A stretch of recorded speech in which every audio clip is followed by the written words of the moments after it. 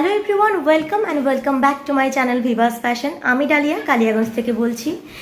আর আজকে আমি যাচ্ছি আমাদের মামা বাড়িতে, মানে মামা বাড়ি মাসির বাড়ি দুটোই এক জায়গায়। তো মাসির বাড়িতে আজকে সত্যনারায়ণ পুজোর নিমন্ত্রণ রয়েছে, তো সেখানেই যাব। আর সেখানে যাওয়ার জন্য আমরা রেডি হয়েছি, পায়েল, মা, আমি, ফিহান যাচ্ছি। আর আসার সময় ওই দিক থেকে বড় মামিকে তুলে নেব। তো সবাই মিলে অনেক মজা করবো গ্রামের বাড়িতে গিয়ে। তো দেখা হচ্ছে সেখানে গিয়ে।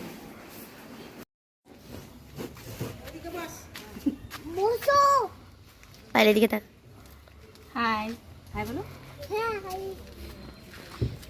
গত সপ্তাহের বুধবার আমরা গেছিলাম মাসির বাড়িতে, তো সেখানকারই ব্লগটা দেখতে পাচ্ছেন। আর সেখান থেকে আসার পর ভিহান প্রচণ্ড অসুস্থ হয়ে যায়, তাই মাঝখানে আমি কোনো ব্লগ আপলোড করিনি। আর আজকে সোমবার, আজকে আপনাদের সকলের সাথে একটা নতুন ব্লগ শেয়ার করছি। আর সেদিন আমরা গেছিলাম মাসির বাড়িতে, সত্যনারায়ণ পুজো ছিল। তো এটা হচ্ছে মাসির বাড়িতে আমরা পৌঁছে গেছি। আমরা যখন ভোট দিতে গেছিলাম, ভোটের ব্লগটা যারা দেখেছেন তারা এই গ্রামটা দেখে থাকবেন, তারা মানে দেখেছেন যে এই গ্রামে আমি এসেছিলাম। তবে সেদিন মাসির বাড়িটা সম্পূর্ণ দেখানো হয়নি আপনাদেরকে। তো মাসির বাড়ির ছাদে রান্নাবাড়ির আয়োজন করা হয়েছে। তো এখানটা সবাই রান্নাবাড়ির আয়োজন করছিল। তারপরে এখানে আমি এসে ওদের সবার ভিডিও করছিলাম আর একটু কথাবার্তা বলছিলাম আর কি। আর ভিয়ান এখানে এসে খুব মজা করেছে। আর এখান থেকে মজা করে যাওয়ার পরেই শরীরটা ভীষণই খারাপ করলো, কারণ আমাদের বাড়ি ফিরতে ফিরতে প্রায় সন্ধে হয়ে গেছিলো। আর এবার মাসিদের ঠাকুর ঘরটা দেখাই।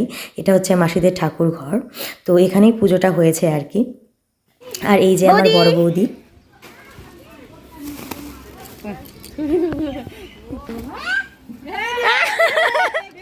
দাও ওটা মামিকে দাও, মামিকে দাও, ওটা মামিকে দাও বাবা,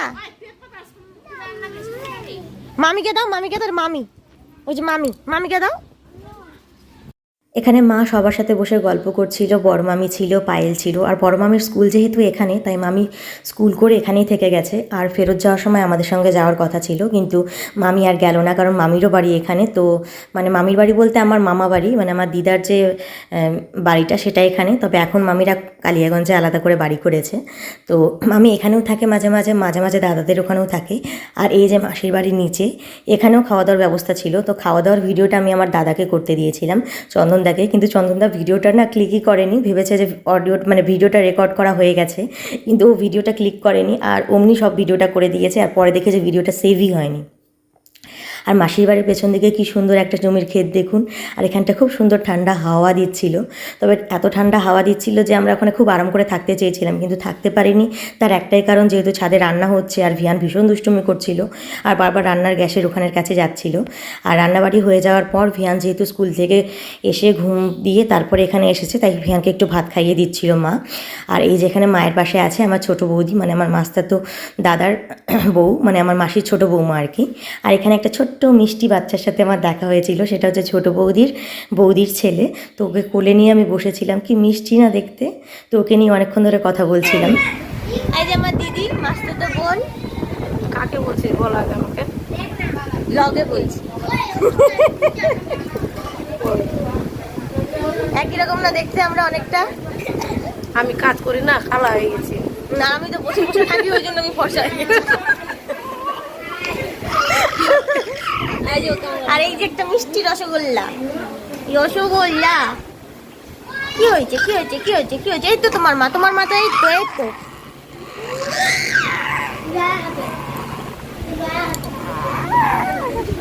ওর মাও মিষ্টি, ও মিষ্টি দেখতে, দুজনে খুব সুন্দর।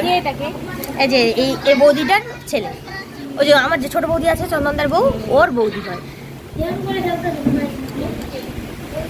রসগোল্লা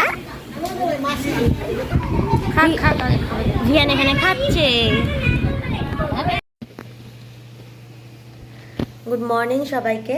তো এখন যাচ্ছি আমি নিয়ে ভিয়ানকে স্কুলে। আর আমি রেডি হয়ে গেছি, আর ভিহানও রেডি হয়ে গেছে। আজকে মঙ্গলবার, ওদের প্রীতি আছে, ওই জন্য আজকে হোয়াইট ড্রেস আর সঙ্গে নতুন শু পরছে ভিহান আজকে।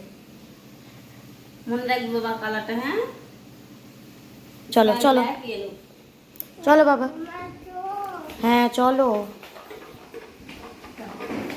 মাসির বাড়ির ওখান থেকে এসে পরদিন ভিহান সকালবেলা স্কুল করেছে।